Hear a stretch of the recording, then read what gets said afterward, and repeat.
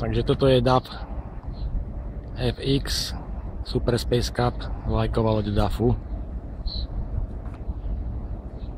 A čím začneme kabínou, prednou maskou. Okná sú vysoko, takže človek na ne nedočiahne, keď umýva. Tak sú tu nejaké vychytávky.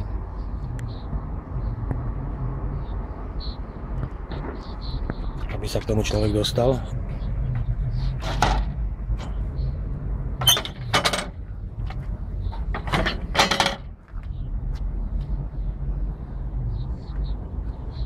A už môžeš umývať.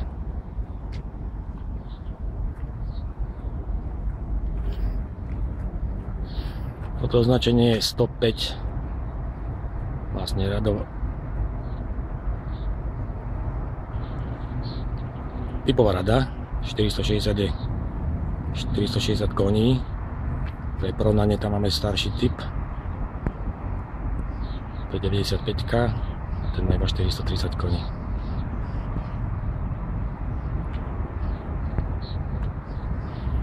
Je odprúženie. Človek by si myslel, že nákladák, ale človek je tam pohodlý. Je to uložené na vankúšok kabína. Takto sa to celé hýbe.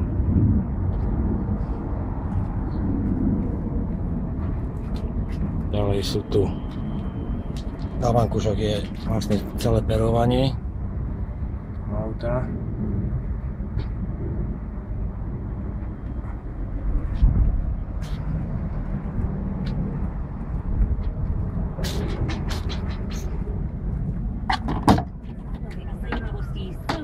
Tuto máme na zdvíhanie zariadenie, keď treba zdvihnúť alebo dať dole.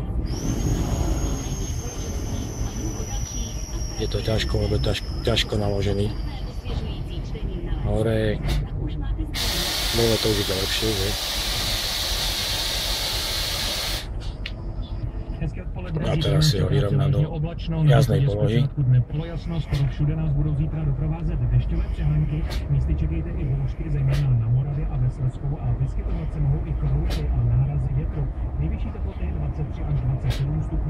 Dobre, nechce sa mu ďalej nádrž. Na jednej, na druhej strane je dohromady 1100 litrov, zhruba 3600 km dojazd.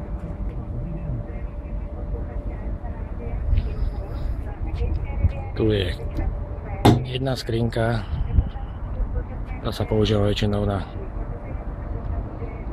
veci ohľadne auta, zdvihák, trhacie kľúče, prílba, reflexná vesta, rukavice.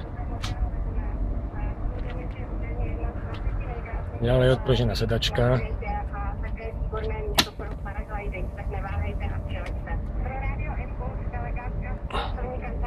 Tu si môžeš nastaviť hojdanie, či sa chceš hojdať veľa alebo málo. Sklon sedačky tento.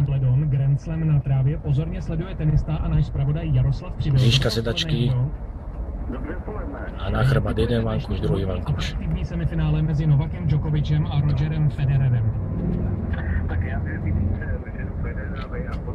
No, môžeme ísť dovnútra. Alebo ešte to dokončíme zvonku.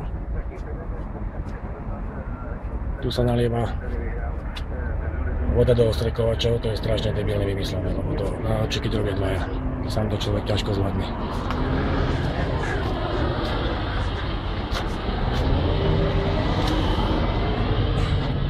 Na druhej strane je tiež ešte skrinka.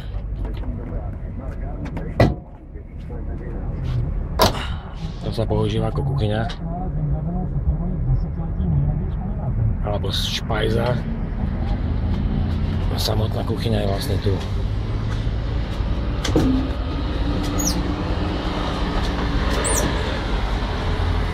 Som si pochutnal od mami navarené.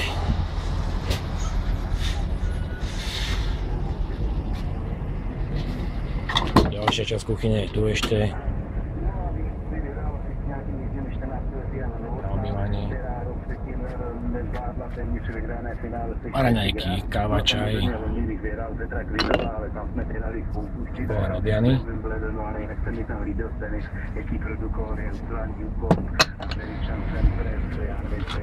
No, môžeme ísť dovnútra.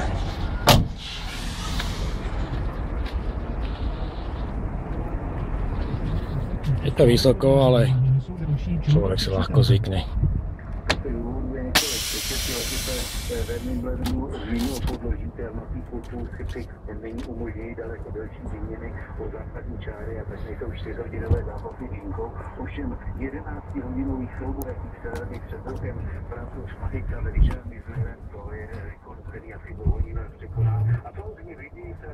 Takže takto to vyzerá.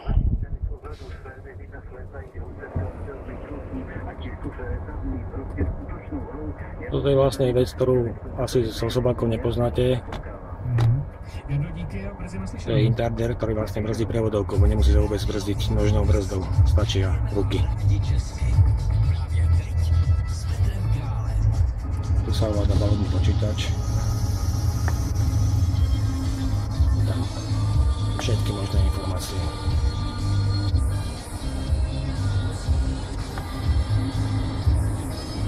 Teraz je to vynulované, takže neviete nič, ako som jazdil. Ručná brzda, rádio. Na volante tempomat.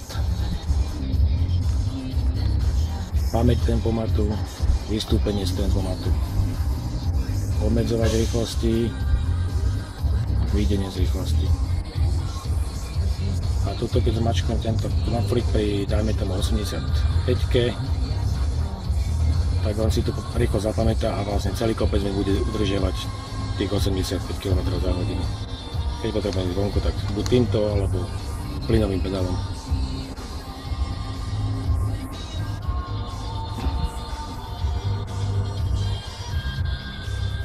Teraz je tu séria. To je vlastne tachograf na kartu digitálny a nad ním je nemecká diaľnica, čo sa platí. Slovenská, česká, poľská, ku tej nemeckej, talianská a ešte tam pribudne francúzska a španielská.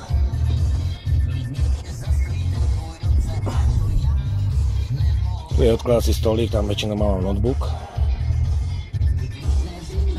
Praktická polica ďalšia.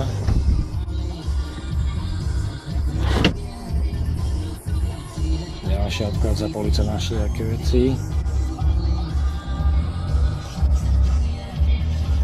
Toto je tlačítko, ktoré alebo auto je vybavené ASR systémom, čo je vlastne proti prekozovaní kolies pri rozbehu, ale keď človek zapadne a potrebuje sa rozvídať, tak si ho môže vypnúť. Nočné osvetlenie, vypínanie, pípaka, svetiel cúvacích, bufík, otváranie pravých dverí a osvetlenie kabíny.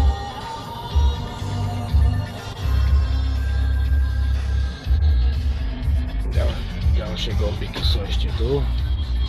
Súzenie kabiny, nočné osvetlenie, otváranie strešného okna a sieťky proti komárom na strešnom okne.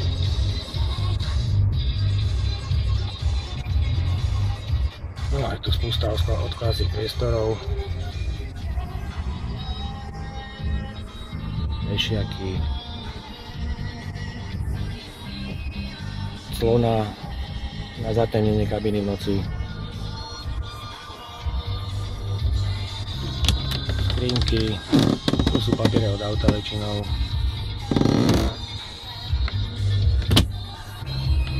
tuto mám Andri, nemôžem, tu je kozmetický kufrík.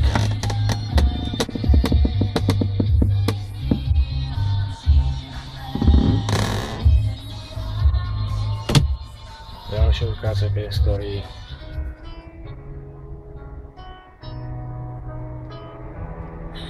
Lehátko je asi najširšie zo všetkých kamionov. Sedačka má ešte vlastne toto opradlo pohodlné. To slúži na to, aby človek nespadol, keď hľadá rýchlosť po páku, pretože ak si všimnúť, tak tu není. Pretože je to plný automat.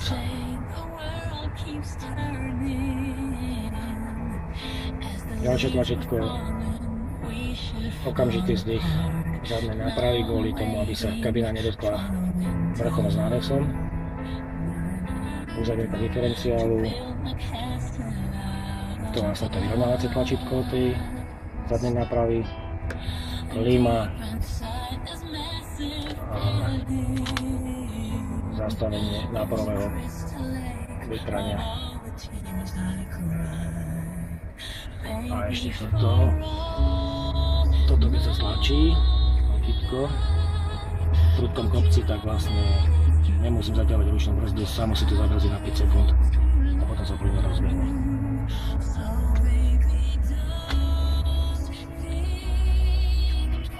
Celkom dobre, nie že celkom dobre, vynikajúce reproduktorová súprava, jeden reproduktor, druhý reproduktor,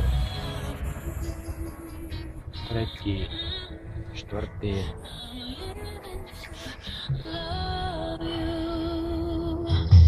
A tam piatý. Teda 2,10. Nešetrili s tým chlapci holandskí. Takisto ani so svetlami nešetrili. 1, 2, 3, 4.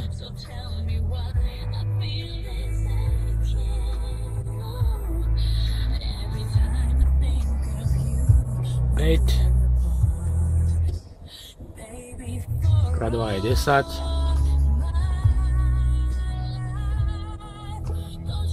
Plus žiarivka. A ešte tuto vlastne nočné osvetlenie. Jedno, druhé, tretie.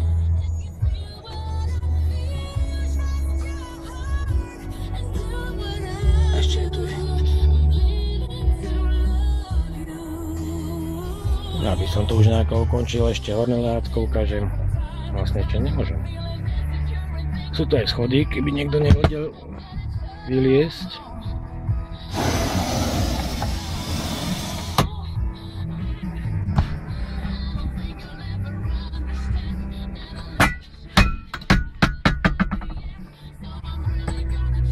Celkom jednoducho sa to dá dole.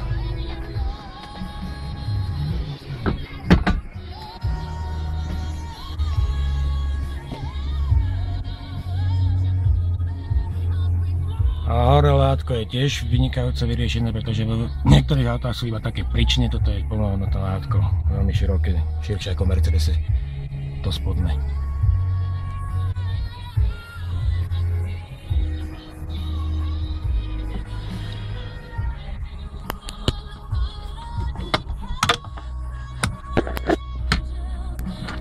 Teraz mi to trošku ušlo.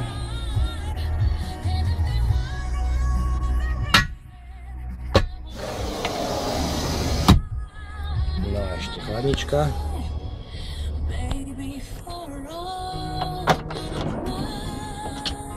Pomerne veľká na kamionácké podmery.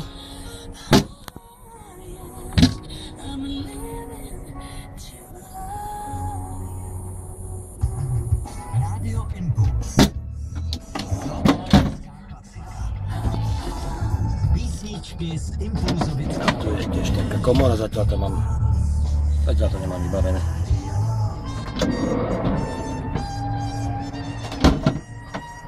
A ešte pod lehátkom sú nejaké veci. V kúpalničke sa dostaneme takto. A tu je ďalšia špajza. A z vrchu sa dostaneme zase do tej kuchyne.